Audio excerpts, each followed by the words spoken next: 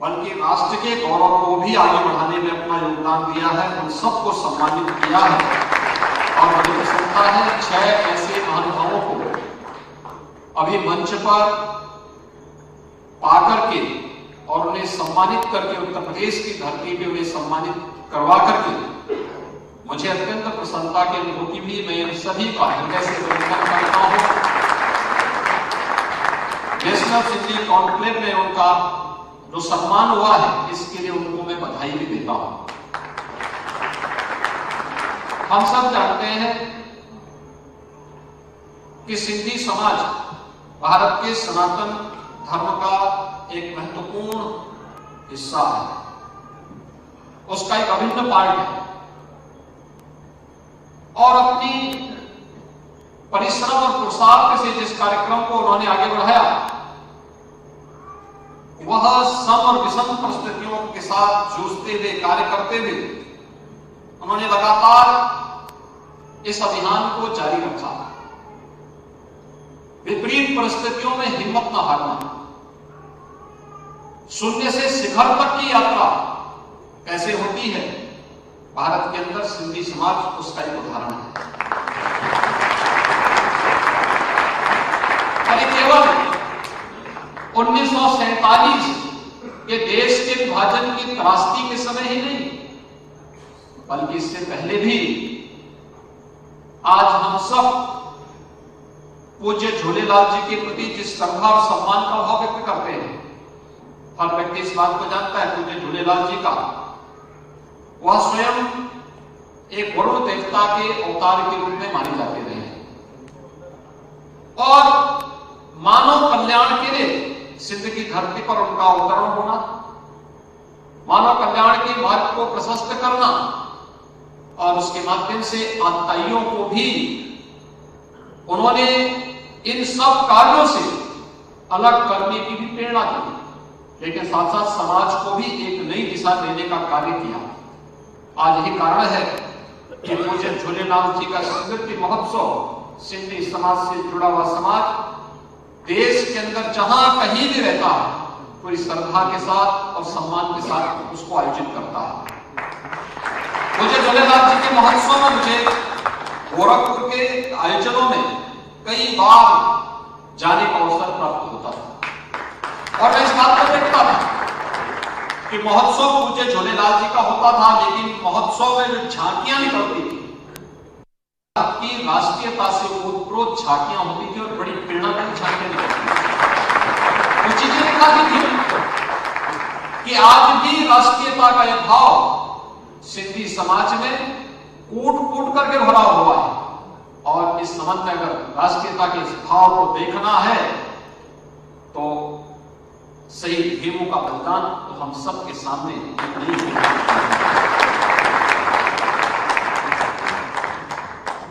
मुझे रायपुर में रानी दरबार में भी जाने का अवसर प्राप्त हुआ था और यहां पर भी शिव शांति आसाराम जी के आश्रम में भी मुझे कई बार इन कार्यक्रमों के साथ जुड़ने का अवसर प्राप्त हुआ।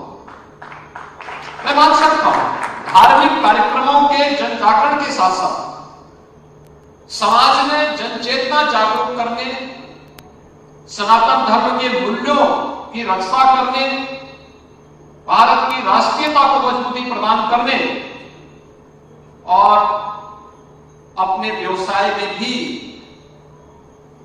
शून्य से शिखर तक की यात्रा को आगे बढ़ाने का कार्य सिंधी समाज ने किया है और वह अभिनंदनीय है। और मुझे लगता है कि समाज जब इस प्रकार की नेशनल कॉन्क्लेव करता है, जो मुझे बताया जाए कि 225 से अधिक प्रतिनिधि पूरे 10 देश के 10 राज्यों से इस नेशनल कॉन्क्लेव में यहां पर उपस्थित हुए हैं। कॉन्क्लेव का मतलब ही होना चाहिए कि समाज का आंतरिक कार्यक्रम दोनों प्रकार की, एक तरफ उपलब्धियों पे चर्चा होनी चाहिए और उपलब्धियों को हाईलाइट किया जाना चाहिए, लेकिन फिर भी हमने क्या खोया है, किन कारणों से खोया है, उस पर भी चिंतन होना चाहिए। समाज की प्रगति के दौरान अगर कहीं कोई कमी रह गई है, उस कमी के परिमार्जन का माध्यम भी इस प्रकार की कॉन्क्लेव बनने चाहिए। होता है, समाज जब आगे बढ़ता है तो अच्छाई के साथ साथ बुराई भी उसके साथ साथ चलती है। लेकिन बुराई का प्रमार्जन करने वाला समाज अच्छाई के मार्ग को अनुसरण करते हुए आगे बढ़ता है तो वह एक लंबी यात्रा तय करता है, निर्विघ्न यात्रा को तय करता है। और मुझे लगता है कि भारत के अंदर रहने वाला सिंधी समाज वह पूरी तरीके से भारत के अंदर ऐसा रस बस गया है, क्योंकि वह भारत से अलग तो पहले भी नहीं था, अखंड भारत का हिस्सा था। भारत में दुर्भाग्यपूर्ण विभाजन, उसका सर्वाधिक शिकार सिंधी समाज हुआ, लेकिन उसने तब भी उफ नहीं की, गिरा लेकिन खड़ा होकर के फिर तेजी के साथ दौड़ता हुआ अपनी यात्रा को आगे बढ़ा रहा है। ये शानदार यात्रा है, विपरीत परिस्थितियों में हिम्मत न हारना। उस समय की त्रासदी दुर्भाग्यपूर्ण थी। 1947 में जब देश का विभाजन होता है, ये विभाजन टाला जा सकता था, रोका जा सकता था। एक व्यक्ति की महज जिद ने देश को विभाजन की त्रासदी की ओर ले गया। लाखों लोगों का कत्लेआम होता है, भारत का एक बड़ा भूभाग पाकिस्तान के रूप में चला जाता है। लेकिन आज भी विभाजन की त्रासदी आतंकवाद के रूप में हम सबके सामने दंश मारता हुआ दिखाई देता है। भाइयों बहनों, ये तो देश का सौभाग्य है कि आज प्रधानमंत्री नरेंद्र मोदी जी के नेतृत्व में आतंकवाद भारत के अंदर अपनी अंतिम सांसें गिन रहा है। और मुझे लगता है कोई भी सभ्य समाज आतंकवाद को, उग्रवाद को, किसी भी प्रकार की अराजकता को कभी मान्यता नहीं दे सकता। अगर मानवता के कल्याण का मार्ग हमें आगे बढ़ाना है तो हमें उस प्रकार की किसी भी दुष्प्रवृत्ति को जो समाज की सुरक्षा के लिए, सभ्य समाज के नाम पर कलंक हो, उसको पूरी तरीके से समाप्त करना ही होगा। और ये प्रेरणा कहीं और से लेने की आवश्यकता नहीं, ये तो हमारे धर्म ग्रंथ इस बात की निरंतर प्रेरणा देते रहे हैं। मुझे झूलेलाल जी का जो उत्सव मनाया जाता है वह भी इसी बात की प्रेरणा देता है। भगवान श्री कृष्ण की प्रेरणा भी इसी बात के लिए करता है। उन्होंने भी इसी बात के लिए कहा, हमें सज्जनों का संरक्षण करना है, लेकिन दुर्जनों को सफाया भी करना है, दुर्जनों को समाप्त भी करना है। ईश्वरीय अवतार का कारण भी यही होता है, और केवल अपने स्वयं के लिए नहीं, वह तो मानव कल्याण का मार्ग प्रशस्त करने के लिए और उस दिशा में एक नए प्रयास को आगे बढ़ाने की आवश्यकता है। सिंधी समाज इस बात को जानता है। उन्होंने विभाजन के बाद वहां पर छोड़ी हुई अपनी भूमि हर एक को प्यारी होती है। सिंधी समाज से जुड़े बहुत लोग सिंध से आज भी भारत के अंदर आते हैं। अभी कुछ वर्ष पहले यही लखनऊ में हम लोगों ने देखा था कि किस प्रकार से सिंधी समाज से जुड़े हुए सिंध से आए हुए लोगों ने किस प्रकार की अपनी आप नीति सुना रहे हैं। दिल्ली में उनके कार्यक्रम में मुझे जाने का अवसर प्राप्त हुआ था, तब भी हम देखते थे किस प्रकार की त्रासदी से आज भी गुजर करके वहां पर अपने धर्म, अपनी परंपरा, अपनी संस्कृति को बचाते हुए कार्य कर रहे हैं। लेकिन भारत के अंदर हम एक सुखद और अच्छे माहौल में प्रगति की नित नए प्रतिमान स्थापित कर रहे हैं। हम सब की जिम्मेदारी बनती है कि समाज के साथ साथ राष्ट्र को भी मजबूती प्रदान करने के लिए, जिससे 1947 जैसी त्रासदियां फिर से कभी ना आने पाए, यह हम सबका संकल्प होना चाहिए। और इसके लिए हम में से हर व्यक्ति की पहली प्राथमिकता होनी चाहिए। वह प्राथमिकता है कि राष्ट्र प्रथम है। पहला हमारे लिए हमारा देश है। हम अपने राष्ट्र की एकता और अखंडता के साथ किसी को भी खिलवाड़ करने की छूट नहीं देते। और कोई भी हो, हमारा सगा ही क्यों ना हो, अगर वह राष्ट्र की संप्रभुता के साथ खिलवाड़ कर रहा है तो उसका मुंहतोड़ जवाब देने के लिए हमें सदैव खड़ा होना पड़ेगा।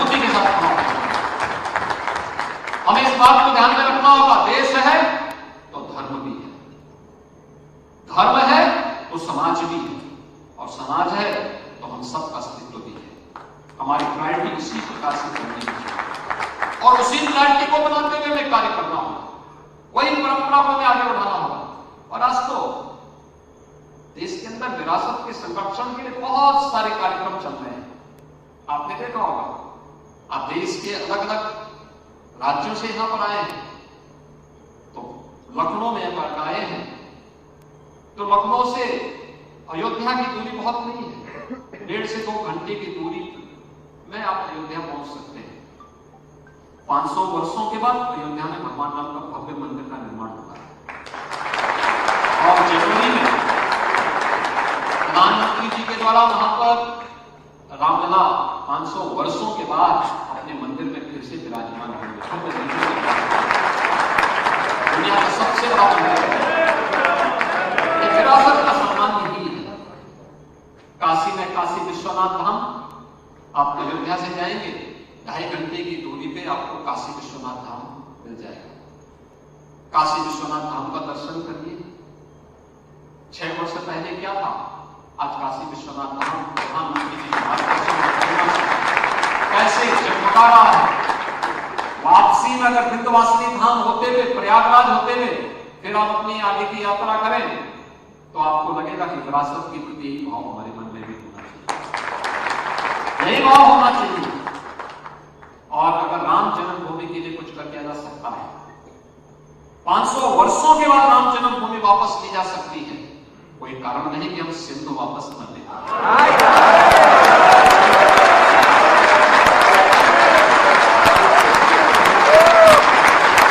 और उसी के लिए सिंधी समाज को अपनी वर्तमान पीढ़ी को बताने की आवश्यकता है।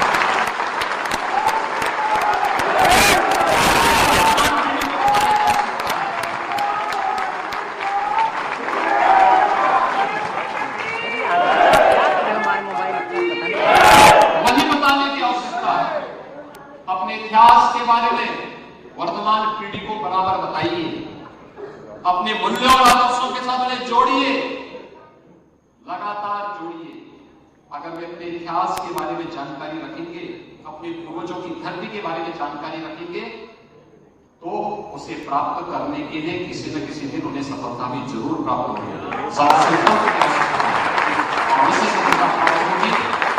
नेशनल सेक्रेटरी कॉन्क्लेव का आयोजन आपने जिस उत्साह से किया है, मैं यहाँ पर गोरखपुर से, यहाँ लखनऊ से जुड़े हुए अपने जितने भी इसके आयोजक गण हैं, इन सबको मैं हृदय से धन्यवाद देता हूँ। आप इसमें जुड़ा अच्छा है, समाज जुड़े, वह राष्ट्र को जोड़ने का एक माध्यम बनना चाहिए। और जब यहाँ पर आए हैं तो अगल बगल के धार्मिक स्थलों का भी उनका विजिट होना चाहिए, वहां दर्शन होना चाहिए, वहां पर किसी भी प्रकार के देखना चाहिए क्या कुछ नया हो रहा है, देखने की आवश्यकता, उसको बताने की आवश्यकता है। एक कार्यक्रम में सिलसिला आगे बढ़ेगा तो मुझे लगता है बहुत कुछ नया परिवर्तन होता हुआ दिखाई देगा। मैं एक बार फिर से आज सिंधी समाज के जिन महानुभावों को, जिन्होंने अपने अपने क्षेत्र में कुछ विशिष्ट किया है, न केवल अपने समाज का बल्कि राष्ट्र के गौरव को बढ़ाने में अपना योगदान दिया है, उन सब का मैं हृदय से अभिनंदन करता हूं, बधाई देता हूं। देश भर से आए हुए आप सभी सिंधी समाज के प्रतिनिधियों का लखनऊ में अभिनंदन करता हूं और विश्वास व्यक्त करता हूं कि मोमेंटम बराबर बना रहना चाहिए। आप सबके प्रति मेरी मंगलमय शुभकामनाएं हैं। धन्यवाद।